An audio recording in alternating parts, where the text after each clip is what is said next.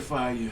Yes, we come to your holy mount. We even come to the holies of holies. We thank you. We praise you. We give you the glory.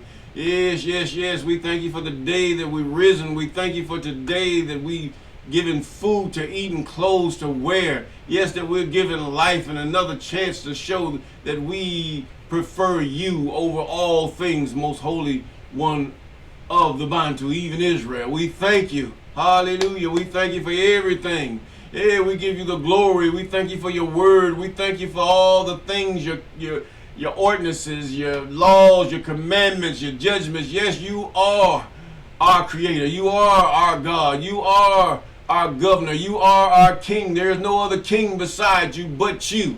Yes, you are you are not a man. No, no, no, no, not a man.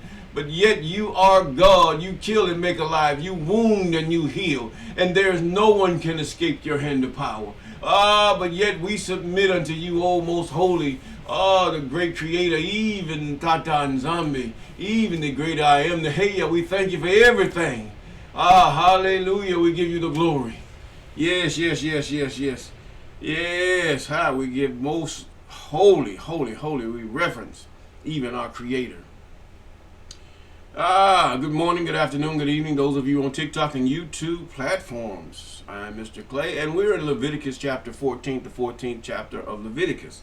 And we're reading from verse 1. And the I Am spake unto Moses, saying, This shall be the law of the leper in the day of his cleansing. He shall be brought unto the priest, and the priest shall go forth out of the camp, and the priest shall look, and behold, if the plague of leprosy be healed in the leper, then shall the priest command to take him that is to be cleansed 2 birds alive and clean, and cedar wood and scarlet and hyssop.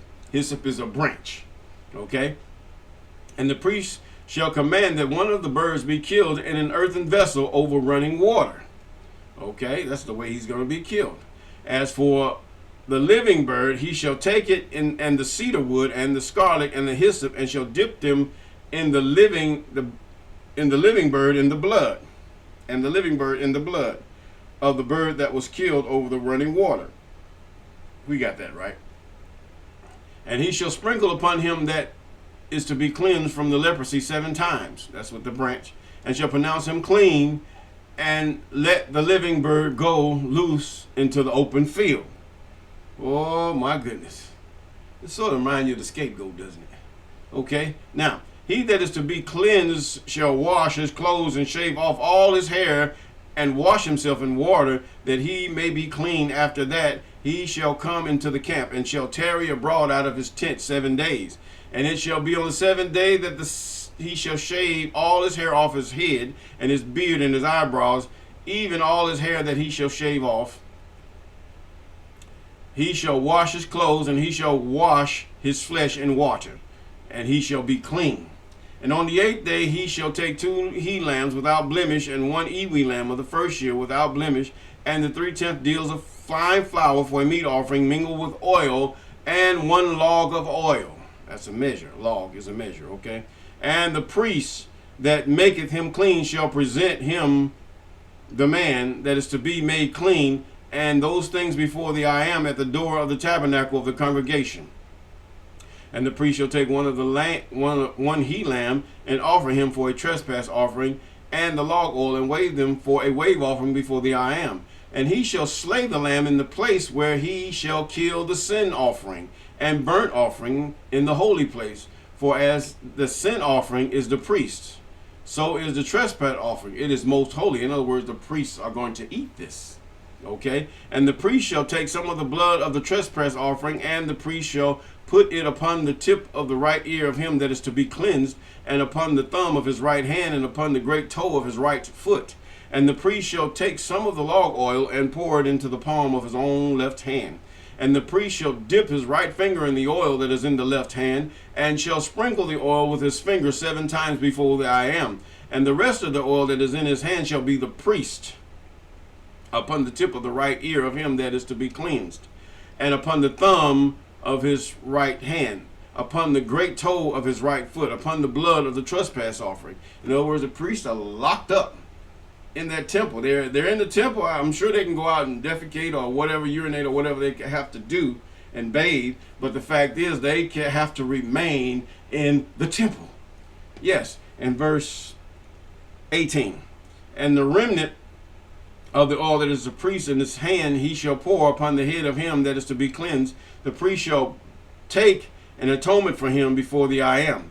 And the priest shall offer a sin offering and make an atonement for him that is to be cleansed from his uncleanness. And afterwards he shall kill the burnt offering. These are the instructions from the Most High. Yes, even Tata and Zambi, even the spirit that moved upon the water in Genesis 1, chapter 1. Yes, the thing is that we've been so bamboozled. See, one thing I do have to say is that when Messiah, even whom they call Jesus, saw the 10 lepers, we're going to use this analogy. He saw the 10 lepers, and he said, they asked him to heal them, and he healed them, and only 2 turned back and said, thank you. But the fact is, he didn't say, go show yourself to the priest that you should be clean. See, they failed to write that or interpret that or whatever. I don't even know if that's even a real thing. How can God has to go by his own word. So that gives you a clue that's not God. God didn't say that, neither did how he's going to forgive them, and he do not tell them to show themselves to the priest. Now, he told the blind man to show himself to the priest, according to their narrative. But the fact is, he did not tell the lepers to go show themselves to the priest. And then the fact is that they would have to go to the lepers and show themselves to be, and then have to be deemed unclean. Yeah. Let's get this right. Let's get this. There's a dead cat on the line somewhere. Now, see, this is why it's so important to read the Word of God. It's important to read, especially the commandments, especially the 5 books of Moses, so that you can weigh the rest of it, because the rest of it are because of this, because of disobedience, because of these laws, because of violation of these ordinances and statutes. Yes, that's what it is. It is because of that you got the prophets, you got the kings, because you got the New Testament. It's because of sin. That's what it's because of. Now, if they were following these things and things were right, then there would be no need to go to the other books of Judges and all these other books that are written, that have been collected and put into one book, which we call the Bible. Let's make this make sense. Okay? Now, in verse 20 again, and the priest shall offer a burnt offering and meat offerings upon the altar, and the priest shall make an atonement for him that he shall be clean. In verse 21, if he be poor and cannot get so much, oh, God is so fair. Look at it. Woo, and merciful. Then he shall take 1 lamb for a trespass offering and be waved and make an atonement for him, and a 10th deal of fine flour mingled with oil for a meat offering, and a log of oil. That's a measurement again. And the 2 turtle doves or 2 young pigeons, such as he is able to get. Able. See, God doesn't put no more on you than you should bear in his sacrifices. No, he don't.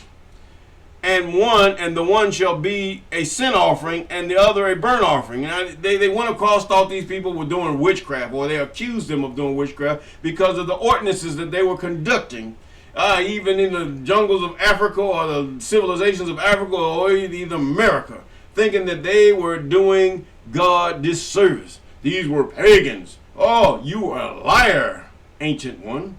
Yes, but they were doing the things which God commanded them to do. Now, a lot of them had deviated from these things, which may have caused the wrath of the Most High to come upon them. And he shall bring them on the 8th day for his cleansing unto the priest, unto the door of the tabernacle of the congregation before the I am. And the priest shall take the lamb of the trespass offering and the log of oil, and the priest shall wave them for a wave offering before the I am. And he shall kill the lamb of the trespass offering, and the priest shall take some of the blood of the trespass offering and put it upon the tip of the right hem of him that is to be cleansed, and upon the thumb of the right hand, and upon the great toe of his right foot. And the priest shall pour of the oil into the palm of his own left hand, and the priest shall sprinkle with his right finger some of the oil that is in his left hand 7 times before the I am. And with this, we're going to stop and say peace for our TikTok audience.